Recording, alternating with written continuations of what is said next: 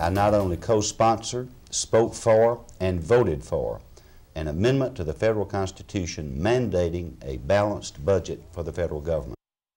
That was former Arkansas Governor and Senator David Pryor. Pryor died earlier today at the age of 89. The former governor was one of the state's most beloved political figures and remained active in the public service field long after he left office. Craig O'Neill takes a look back at the life of the former governor.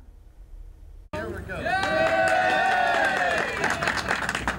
David Pryor cut a lot of ribbons in his 36-year career. And he saw a lot of balloons and heard a lot of cheers. He would only lose one campaign when he first tried for the Senate in 1972 against incumbent John McClellan. From state legislature to the U.S. House to being governor, then eventually senator. His success came from being able to connect with people on any level. They were more than voters, they were family. That's why so many people called her Mama. He spoke to all ages. He promoted progressive social reforms, but mixed that with a fiscal conservatism that made him almost sound Republican. I not only co-sponsored, spoke for, and voted for an amendment to the federal Constitution mandating a balanced budget for the federal government. In addition to his winning formula, he was also a fierce competitor when it came to campaigning. And exactly why Mr. Bethune chose that issue to try to reduce the deficit, I don't know. And he had the ability to laugh at himself, rare for a politician.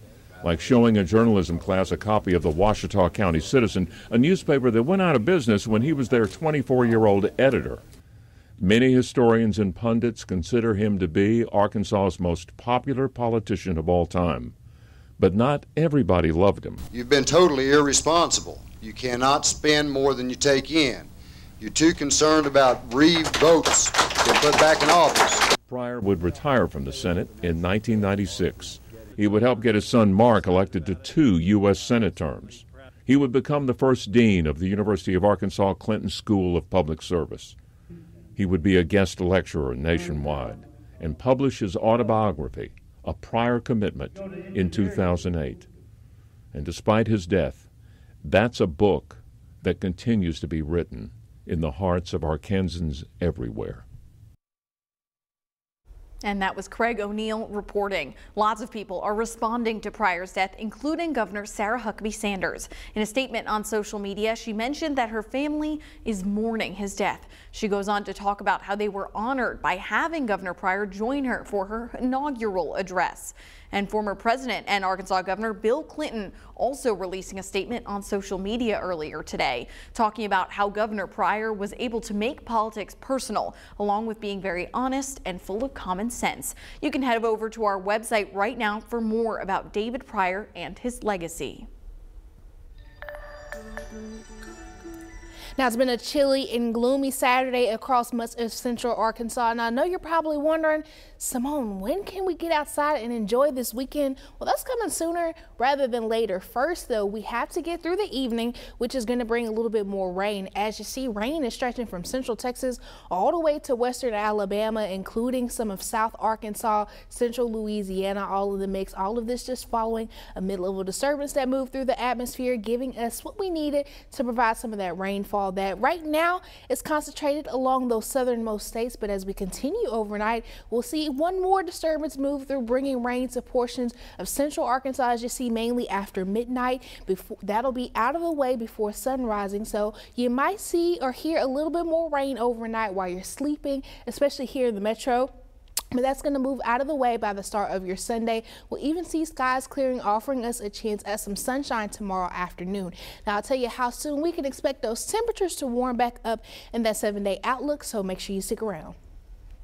A murder suspect in Pine Bluff has been arrested, but not until after allegedly running from police in a car and on foot, and then getting shot by an off-duty state trooper. The ASP says the trooper had been in the city for a training event.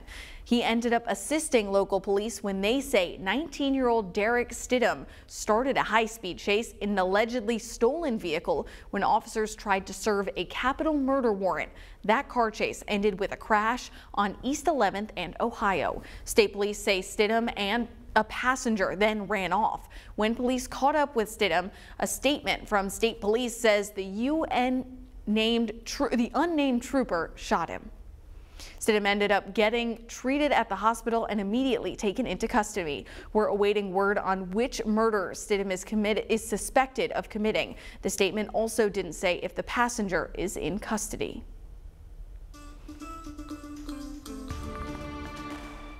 Today marks 25 years since the Columbine High School shooting in Littleton, Colorado. 12 students and 1 teacher died when a pair of students opened fire in what became one of the most high-profile mass shootings in American history. The shocking attack led to changes in the way some schools are built and how police officers respond to active shootings. But Columbine would also become an early marker that saw school shootings become more common. Since then, places like Sandy Hook, Parkland, and Uvalde have joined a sad list of school shooting sites. And that dismays people like Zach Cartea, who survived the massacre at Columbine along with his sister. There's also just kind of a general frustration that I have overall that this continues to happen. You know, at 25 years later, this just keeps happening, even though 25 years ago, collectively as a nation, we screamed never again. And that's sort of hard to overcome. Cartea went on to co-found an organization called the Rebels Project, a nonprofit that offers support to survivors of mass shootings and mass trauma. A number of foreign aid bills made it past the House of Representatives today in a rare Saturday session. That includes aid to Ukraine, a contentious measure which most Republicans voted against.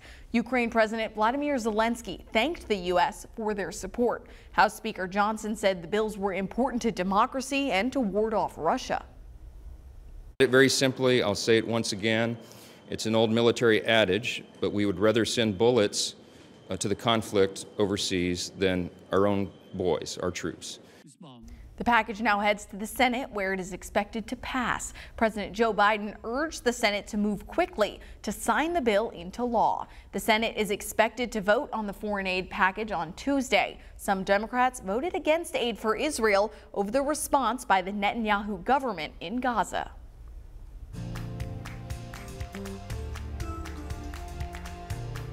Now back here at home, officials at Park Plaza Mall, along with the Arkansas Food Bank, held a Trucks, Taps, and Tunes food truck festival earlier today. The event was to raise money for the Arkansas Food Bank, the state's largest hunger relief nonprofit, and proceeds from the event will help the food bank continue its mission in fighting hunger. You can visit arkansasfoodbank.org for more information. We serve 33 counties, and we serve children, families, and seniors in need. So what will happen is all the money that benefits the food bank will go to one of our 3 main programs, so Food for Kids, Food for Seniors, and Food for Families, which will benefit our pantries and other agencies.